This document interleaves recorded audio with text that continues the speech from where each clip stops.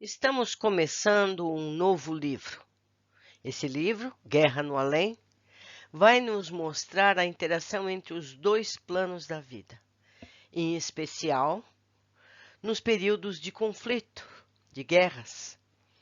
E podemos associar essa situação aos dias que vivemos hoje na Terra, tanto do ponto de vista bélico, militar, como do ponto de vista político.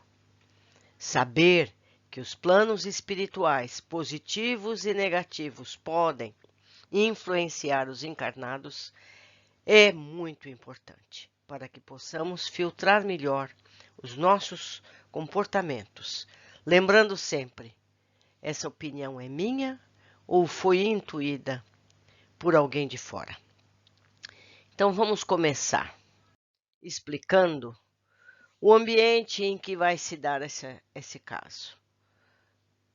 Vamos conhecer detalhes das áreas da colônia Alvorada Nova, dedicadas ao suporte espiritual nos períodos de guerras, especialmente as áreas adaptadas a cada etnia, destinadas aos que chegam dos mais variados locais da Terra.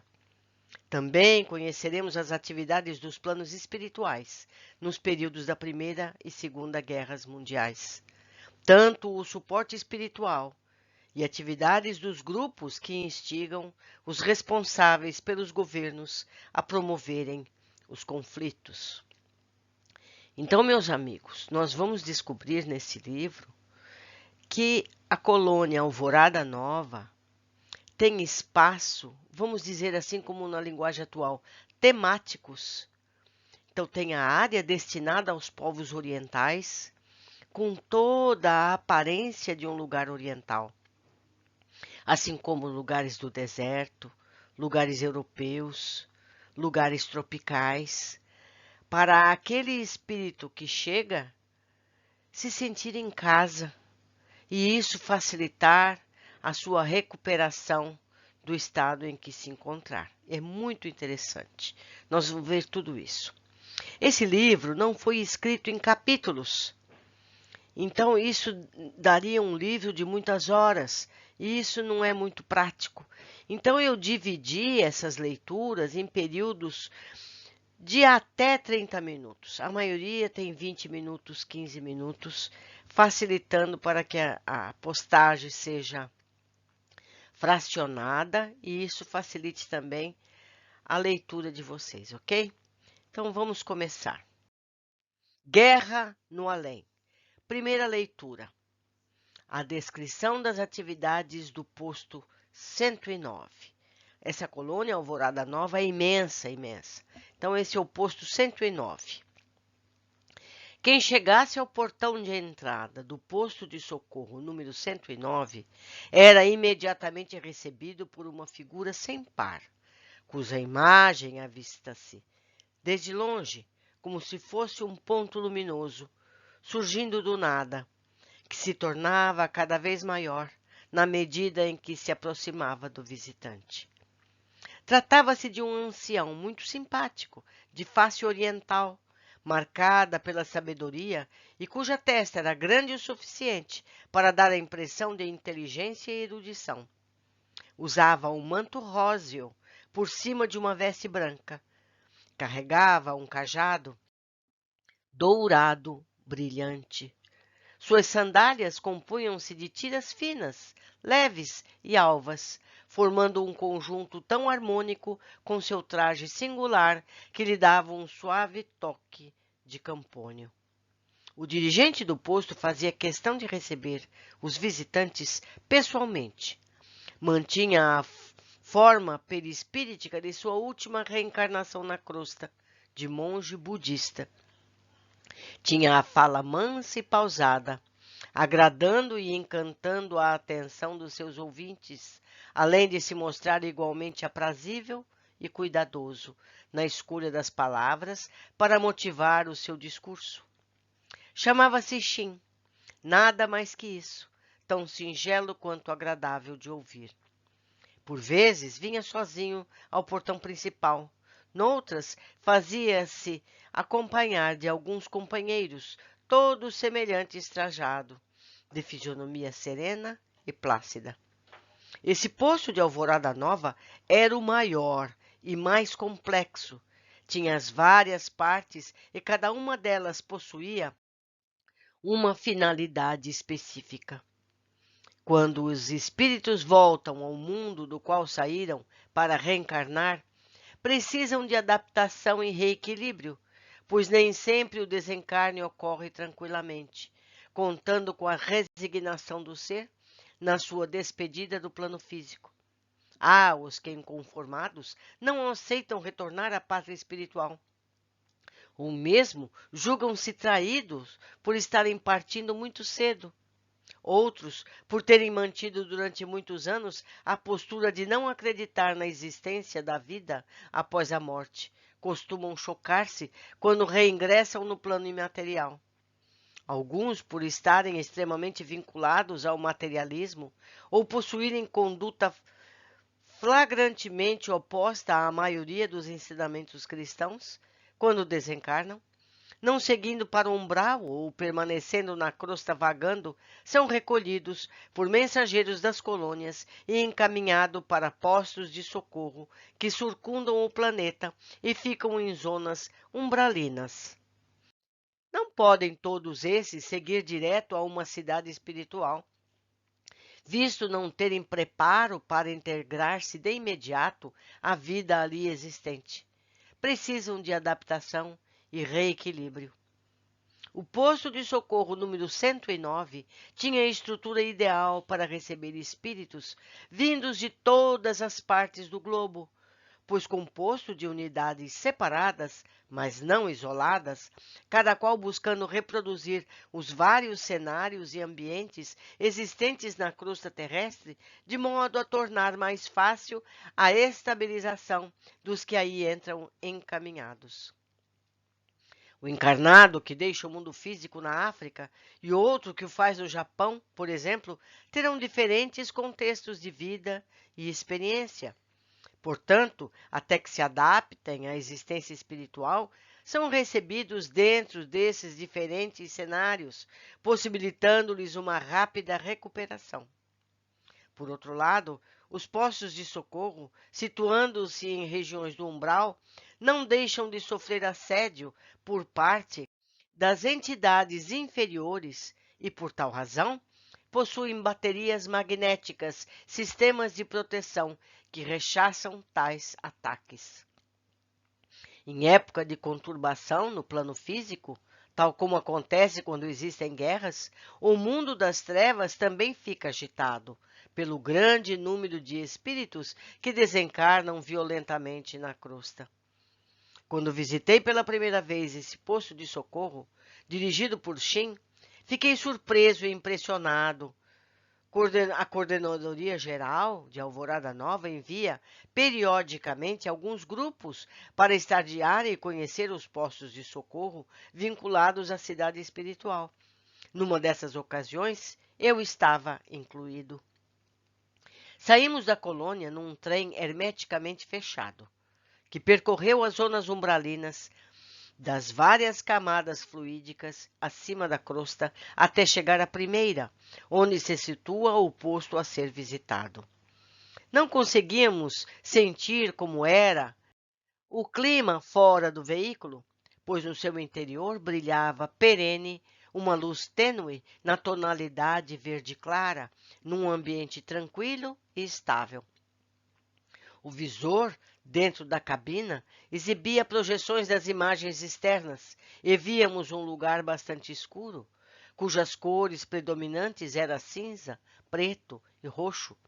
A vegetação rasteira e irregular tinha uma tonalidade escura, impossível de definir, com algumas árvores retorcidas. Vez ou outra, um retâmpago cruzava o cenário, diante das fortes cargas magnéticas negativas que ali predominavam, entrecruzando-se. Percebíamos então vultos andando no meio da paisagem soturna. Eram criaturas disformes que se escondiam à medida que o trem passava. O percurso era tortuoso. Tínhamos a impressão de que o transporte começava a seguir por uma grande descida. A escuridão exterior tornava-se cada vez mais intensa.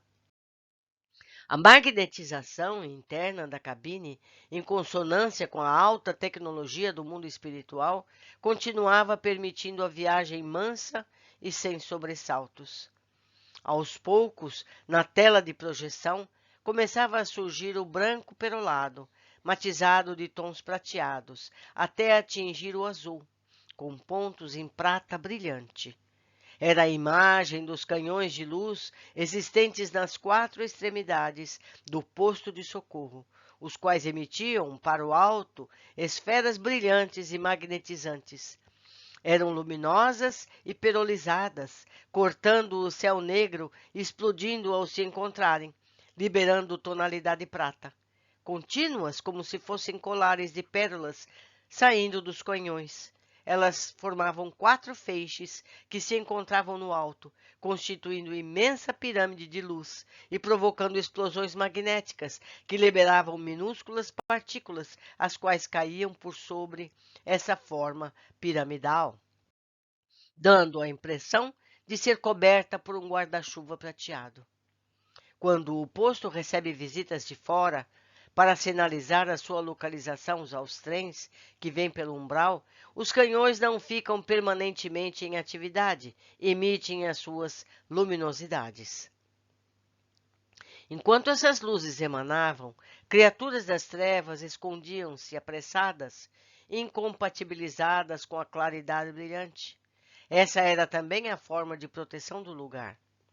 Ao redor desse posto, um raio de 20 quilômetros, não havia edificações umbralinas, pois nenhum espírito dessa região suportaria viver próximo à cintilação intermitente desse local. A luminosidade interna do posto era permanente. O solo e cada uma das suas construções pareciam ter brilho próprio, um bálsamo para os olhos e para o espírito.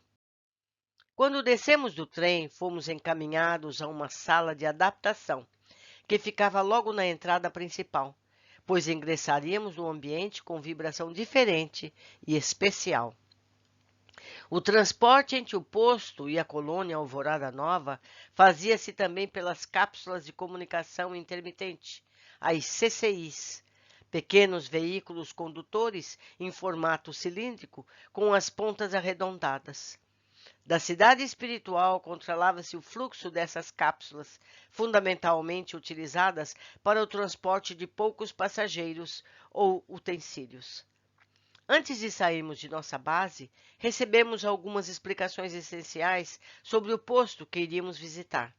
Disseram-nos os dirigentes da colônia que ele entrara em funcionamento havia muito, mas ligara-se especificamente a Alvorada Nova em meados de 1992 e situava-se sobre a região amazônica do Brasil. Vejam, amigos, temos aqui algumas informações interessantes. Então, esse posto que nós vamos visitar é muito antigo, mas em 1992 esse posto se associou à Alvorada Nova e ele está sediado na região amazônica do Brasil. Vamos seguindo. Este posto diferencia-se dos outros 2 de Alvorada Nova. E aqui o autor material nos diz que no capítulo A Casa de Repouso, do seguinte livro, Alvorada Nova, que já foi lido nesse canal, explica mais sobre esse local. Vamos ler novamente sem a nota. Esse posto diferencia-se de outros 2 de Alvorada Nova, que recebem geralmente espíritos menos preparados e esclarecidos. Este abriga entidades que estão quase aptas a residirem em uma colônia espiritual, mas precisam ainda de algum tempo para atingir o reequilíbrio necessário, encontrando um habitat semelhante àquele em que viveram no plano material. Aqui eles têm condições de recobrarem-se mais rapidamente. Os espíritos que para aí vão adormecidos ficam em dormitórios e não em câmaras de retificação, como nos outros 2 postos. Desencarnados, mais preparados, seguem diretamente à cidade espiritual e não passam por esses postos. Esse posto de socorro possui em seu centro duas unidades específicas: unidade geográfica integrada e unidade oceânica. E ao redor destas, outras 6, que correspondem aos continentes do globo. As imagens detalhadas estão adiante. Unidade de confraternização da Europa, Unidade do Sol Nascente, do Oriente, Palácio das Águas, que é o Oriente Médio, Núcleo dos Pássaros, que é a América do Norte, Unidade de Integração, que é a América do Sul e Oceania, e o Núcleo Dourado, que é a África. Vemos aqui a planta desses centros todos. Então, nesse desenho, nós podemos ver a visão geral do posto de socorro 109. Primeiro, nós vemos os canhões de luz, associado ao número 1, que estão nos 4 cantos. A é a unidade geográfica integrada. O item B é a unidade oceânica. O item 2 é a unidade de confraternização, que é da Europa. O posto 3 é a unidade do Sol Nascente, que abriga os povos do Oriente. O 4, que é o Palácio das Águas, abriga o Oriente Médio. O núcleo 5 é o núcleo dos pássaros, que abriga os que vêm da América do Norte.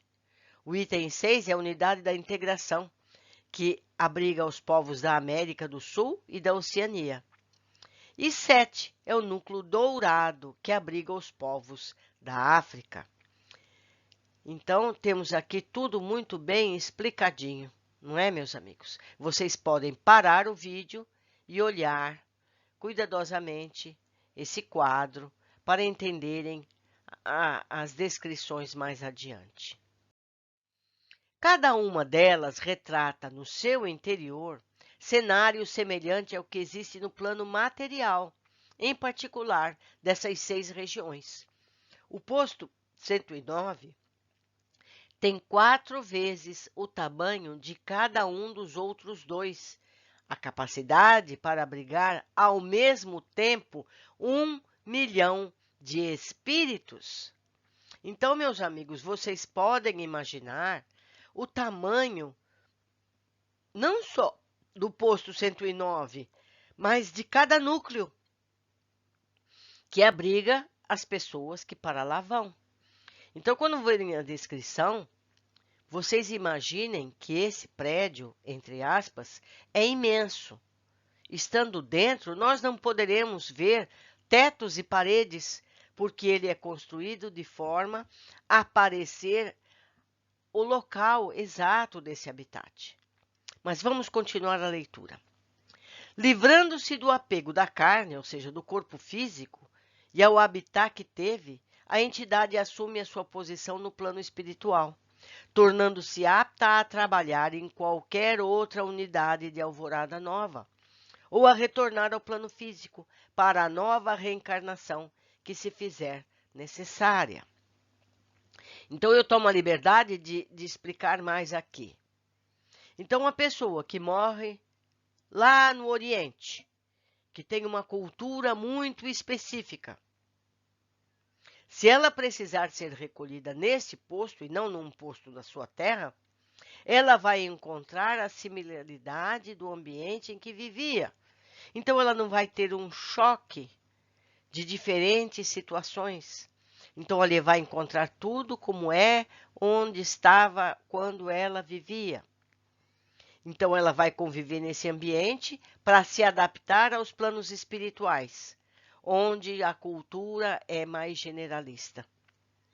Concluindo essa etapa, tanto ela pode ir para um posto comum, geral, onde todas as pessoas são iguais, como pode retornar para a vida física, seja na mesma terra onde ela faleceu, como em qualquer outra, porque ela vai estar adaptada ao plano geral do planeta Terra. Vamos continuar a leitura. Quando adquire a consciência de que a unidade onde foi recebido é apenas uma representação daquilo que vivenciou na materialidade, consegue o espírito libertar-se de seu passado, alcançando condições para melhor enfrentar o seu futuro. Com tais dados em mente, e saindo da sala de adaptação, vislumbramos a figura da qual me referi no início, caminhando alegremente em nossa direção. Saudações, meus amigos da colônia, exclamou Shin, tão logo se aproximou do meu grupo. Sejam muito bem-vindos. Desejo abraçá-los um a um, antes de começarmos a nossa peregrinação. E assim, nem dando oportunidade que nós respondêssemos ao seu cumprimento inicial, foi vibrante o seu abraço. Ficamos alguns minutos magnetizados e quase adormecidos, sentindo nosso corpo formigando. Vimos os fluidos positivos e suavemente brilhantes espalhando-se ao nosso redor. Que força e vigor tinha essa figura oriental que nos havia recebido. A partir daí, começamos a conhecer o posto. Extasiados, não deixamos de perguntar a Shin a respeito dos espíritos que para lá seguiam. Qual era a sua reação? Qual era a reação que tinham? Como eram recebidos? Quanto tempo ficaram no setor destinado ao seu país? Enfim, queríamos saber detalhes desse importante processo de readaptação após o retorno do plano material. Shin não mediu esforços para nos explicar. Começou cantando-nos a história de Ika, que desencarnou na conturbada África do Sul. Seguiremos com essa história de Ika no próximo vídeo. Deixo aqui meu e-mail para que possam fazer contato. Podem também deixar comentários na área abaixo aqui do vídeo, específico para isso. Para mim é uma alegria estar aqui lendo esses livros para vocês. Um grande abraço e até a história de Ika.